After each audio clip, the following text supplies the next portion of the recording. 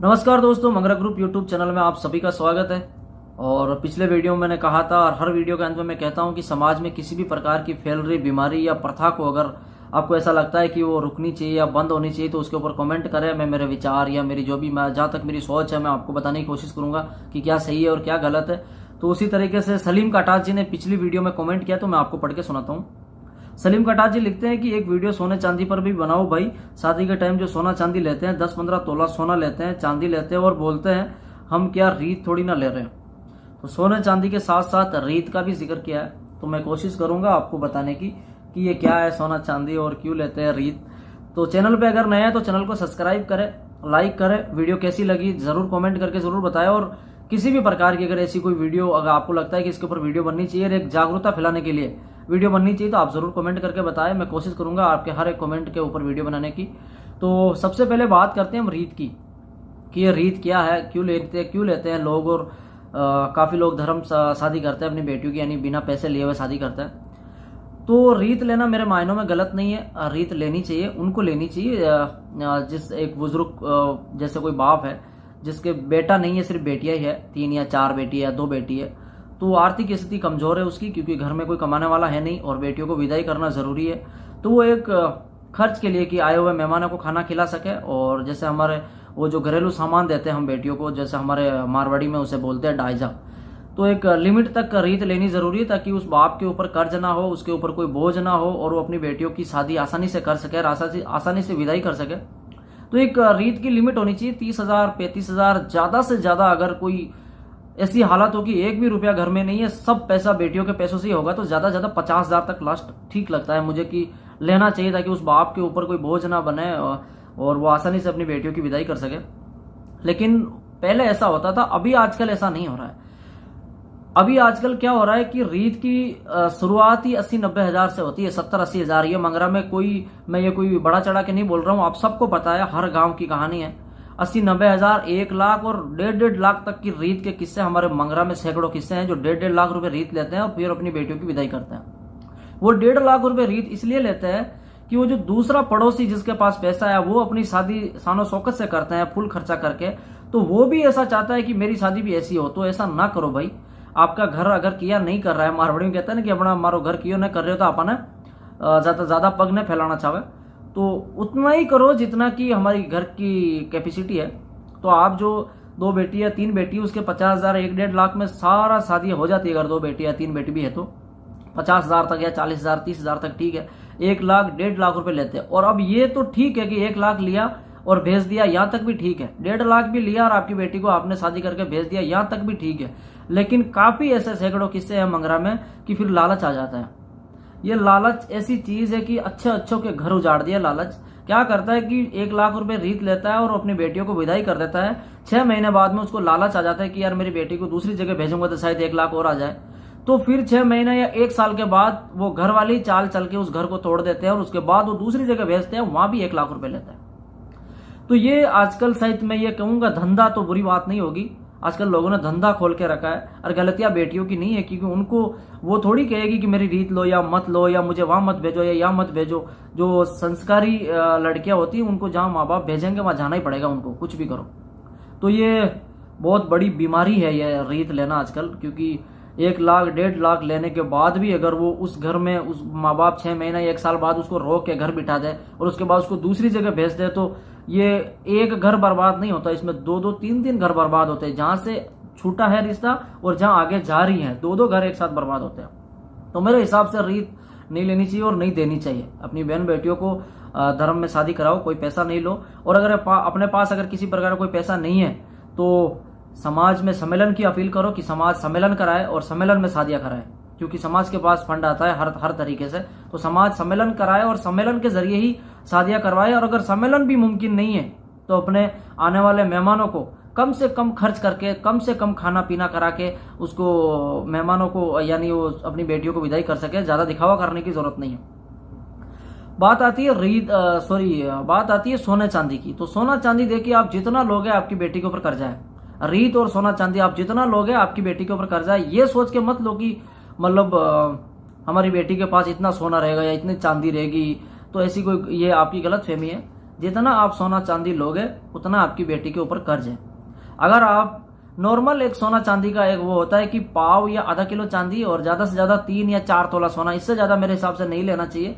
देखिए, जेवर औरत का गहना होता है, जेवर औरत की एक खूबसूरती होती है, लेना चाहिए, लेकिन उतना नहीं लेना चाहिए जिससे कि आगे वाला घर भी बर्बाद हो जाए और आपकी बेटी फिर सारी उम्र जोधपुर और दिल्ली और मुंबई काम करती फिरे, तिगारियां नाकती फिरे। ऐसी मुसीबत में आप आपकी बेटी को ना डालें, ज्यादा जेवर ना ले। बात आती है कि जब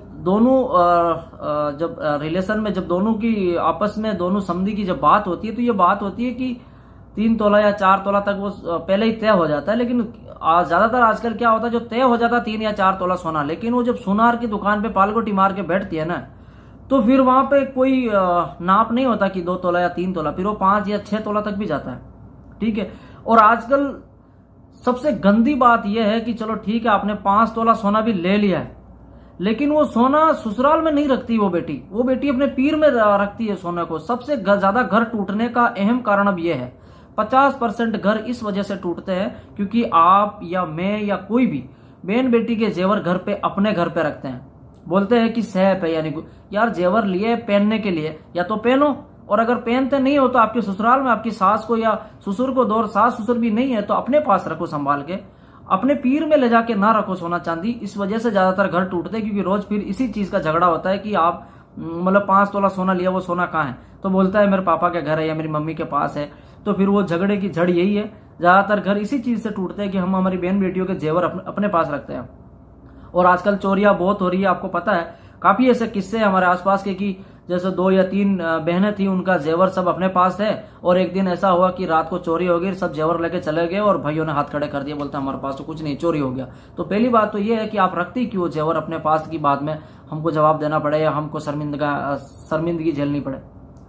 तो मेरा मैसेज यही है कि सोना चांदी कम से कम ले, 3 से 4 तोले से ज्यादा सोना ना ले, और पाव या आधा किलो से ज्यादा चांदी ना ले, क्योंकि ये सोना या चांदी लेने के बाद वो भाव में नहीं बिकते। और दूसरी चीज, सामने वाले घर के ऊपर बोझ ना डाले, और ये बोझ आपकी बेटी के ऊपर ही है, क्योंकि अगर 4 भाई या 3 भाई या 2 भाई है, जितना आप सोना लोगे वो कर्ज बटेगा, और उस कर्ज के बाद में आपकी बेटी को आपके जवाई के साथ जोधपुर, दिल्ली, मुंबई काम करने के लिए जाना पड़ेगा। और फिर आप कहोगे कि मेरी बेटी या जोधपुर काम करने के लिए थोड़ी भेजा है मैंने, फिर उस वजह से काफी झगड़े भी होते हैं, और फिर उस वजह से भी घर टूटते हैं। यानी आजकल घर टूटने की काफी वजह है, रीत भी घर टूटने की वजह है, जेवर भी घर टूटने की वजह है, जेवर को माँ बाप के उसके पीर में रखने की वजह से घर टूटते हैं। काफी ऐसे किस्से हैं जो कि एक छोटी छोटी बात को लेकर आजकल बहन बेटियों के घर आसानी से टूट जाते हैं। पहले घर टूटने में काफी वक्त लगता था, काफी समझाइश होती थी, काफी यानी अपने घर पे बिठा भी लेते थे, लेकिन दूसरी जगह नहीं भेजते थे, 2 साल 3 साल के बाद ही वापस भेजे समझा के। लेकिन अब आजकल ऐसा नहीं है, आजकल बहाना ढूंढते हैं कैसे भी करके ये रिश्ता खत्म हो, दूसरी जगह भेजो, 1-1.5 लाख रुपए रीत लो और मजे करो। तो मेरा हाथ जोड़कर स्पेशली रिक्वेस्ट है सभी मंगरा वासियों से कि अपनी बहन बेटियों की रीत ना ले, और शादी के टाइम कम से कम सोना चांदी ले, उससे कि सामने वाले के ऊपर ज्यादा बोझ ना पड़े और वो आपकी बेटी को खुश रख सके। अगर आप कम से कम खर्च करवाओगे तो आपकी बेटी को खुश रख सके, क्योंकि उसके पास फिर थोड़ी सेविंग होगी जैसा। दूसरी चीज ये भी है कि आप सोना चांदी लेते हो तो लो, आपकी बेटी है या आपकी बहू है, आपके बली आपकी बहू को 15 तोला सोना, अगर आपके पास पैसा है तो आप 20 तोला सोना पहरा के घुमाइए, लेकिन शादी के वक्त मत लीजिए। क्योंकि शादी के वक्त लेने से एक रूल्स बन जाता है, एक नियम बन जाता है कि यार उसकी बहू को उस टाइम में 10 तोला सोना लिया तो हमारी बहू के लिए भी 10 तोला सोना लो। तो ये एक जिद हो जाती है, फिर हमारी बेटी के लिए भी ये सोना लो या फलाना टिमका। वो पैसे वाले उन लोगों से मैं रिक्वेस्ट करना चाहता हूं जिनके पास धन की कोई कमी नहीं है, वो आपकी बहू के लिए आप जरूर सोना चांदी खरीदे, लेकिन शादी के 1 महीने या 2 महीने बाद खरीदे। भले आप 50 तोला सोना खरीदे, आपकी बहू है, कितना भी 16 तोला सोना पहना के घुमाइए, आपको किसी को कोई फर्क नहीं पड़ेगा। लेकिन शादी के वक्त मत लीजिए, ताकि दूसरे लोगों को ये ना लगे कि उसको अगर 10 तोला सोना लिया है तो हमारी बेटी को 7 तो मांगता ही है। तो ये एक होडा होड वाली है, कंपटीशन वाली चीज है। तो पैसे वाले भाइयों से, जिनके पास मारवाड़ी में फिर वही कहावत है कि जी को घर क्यों करे, वो होनो चांदी शादी के टाइम मत लो, 2 महीना या 3 महीना बाद में लो, ताकि वो चीज दूसरा लोग भी चीज ने फॉलो न करे। आपकी बहू है, आप उनको 50 तोला सोना पहना के घुमाइए, किसी को कोई एतराज नहीं है, बस वही सोना शादी के टाइम मत लो, ताकि उसे दूसरे लोग जिद ना पकड़े कि यार उसने अगर 10 तोला लिया तो थोड़ा कम करेंगे तो 7 तो लेना ही पड़ेगा। 7 तोला आजकल बहुत महंगा ही है, तो उस चीज से सामने वाला घर पूरा दब जाता है कर्ज में, और कर्ज में दबने के बाद फिर ज़्यादातर घर टूटने के चांस होते हैं, क्योंकि फिर झगड़े होते हैं, काम काज बाहर करता है, क्योंकि कोई दिल्ली जाता है, कोई जोधपुर, कोई मुंबई, कोई किधर जाता है, तो फिर वो बीवी को भी साथ में लेकर जाता है। हो सकता है दोनों साथ में मजदूरी कर रहे हैं, रोज इसी चीज़ को लेकर झगड़ा है कि आपको ज़्यादा जेवर लिए इसलिए हम हमारा कर्जा है तो हम यहाँ कर रहे हैं, या आपके बाप ने ज़्यादा रीत लिए तो हम इसलिए साथ में काम कर रहे हैं ताकि हम साथ में मिलकर चुकाएंगे। फिर वो झगड़े की जड़ है, फिर वो जाके पीर अपने बैठ जाएगी रूट के, और फिर वो उसका बाप तो आपको पता ही है 1 लाख रीत लिए तो उसको दूसरी जगह से 1 लाख रीत और मिल जाती है, तो फिर वो इस तरह से वो घर टूट जाता है। घर को बचाने की कोशिश करे और कोशिश करे कि अपनी बहन बेटियों के जेवर अपने पास ना रखे, उनके ससुराल में ही रखे, जैसे तैसे हो, भले वो चोरी हो, टूटे फूटे, वो उनकी जिम्मेदारी, क्योंकि अपना उस पर कोई हक नहीं बनता है कि हम हमारी बहन बेटियों के जेवर अपने घर में रखें। वो जड़ लड़ाई का सबसे बड़ा जड़ वही है कि हम हमारी बहन बेटियों के जेवर अपने पास रखते हैं। तो सबसे बड़ी बात यही है कि अपने बहन बेटियों के जेवर अपने घर ना रखें, कम रीत ले। किसी का घर अगर किया नहीं कर रहा है, आर्थिक स्थिति बहुत कमजोर है, तो वो लोग थोड़े बहुत पैसे ले सकते हैं, लेकिन उसको एक रिवाज मत बनाओ कि उसने 80 लिया तो मैं भी 80 लूंगा, या उस मेरे पड़ोस वाले ने 1 लाख लिया तो मैं भी 1 लाख लूंगा। आपको जितनी जरूरत है कि इतनी जरूरत में मेरा काम हो जाएगा, शादी हो जाएगी आसानी से, सिंपल तरीके से मैं मेरी बेटियों को विदाई कर सकता हूँ, उतनी ही रीत ले। रीत लेना बुरी बात नहीं है, लेकिन उसको धंधा नहीं बनाओ। बहुत बुरा लगेगा ये शब्द की धंधा, लेकिन ये है, हकीकत है। तो आप सभी भाइयों को एक मैसेज देने की कोशिश की है सलीम भाई के कमेंट द्वारा। बहुत बहुत धन्यवाद, बहुत बहुत शुक्रिया। जय हिंद, जय भारत।